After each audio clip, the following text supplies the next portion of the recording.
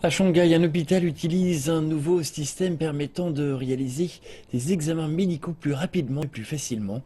Voyons comment les avancées technologiques chinoises améliorent les services de santé du pays. Shenli a des problèmes cardiaques et exige qu'elle consulte fréquemment un médecin. À la fin de l'année dernière, l'hôpital dans lequel elle a l'habitude d'aller lui a confié un électrocardiographe portable pour surveiller son état cardiaque. De plus, la machine transmet les données recueillies en temps réel à l'hôpital. Chenli se dit très heureuse d'essayer cette nouvelle technologie.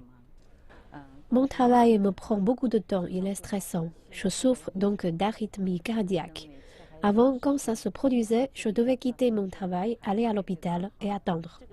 Mais avec ces nouvelles technologies, chaque fois que j'ai besoin d'aide, je peux appeler mon médecin de l'hôpital qui se trouve dans un nuage Internet. Il peut alors me dire ce qu'il faut faire. Je pense que c'est très utile pour des gens comme moi.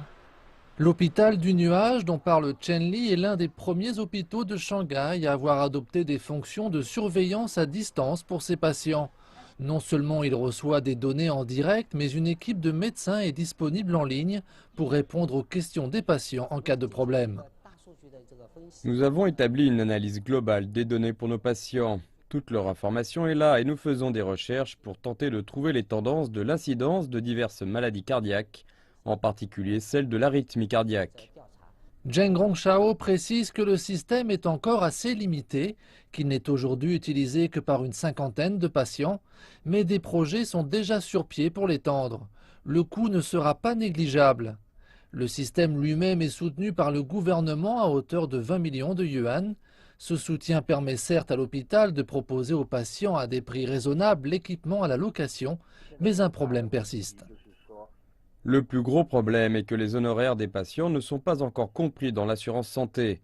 De nombreux hôpitaux subventionnent ces projets afin de promouvoir la nouvelle technologie. Et certaines compagnies d'Internet tentent d'attirer des investissements sur les marchés de capitaux pour développer le secteur. Cependant, aucune de ces dernières ne sont un bon modèle d'entreprise. Il est donc important d'essayer d'obtenir ces programmes qui soient inclus dans le système de sécurité sociale.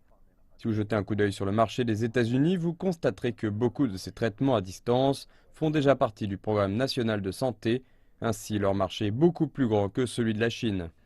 John Chai estime que puisque la technologie n'a pas encore été largement adoptée, il est difficile d'évaluer la taille du marché potentiel.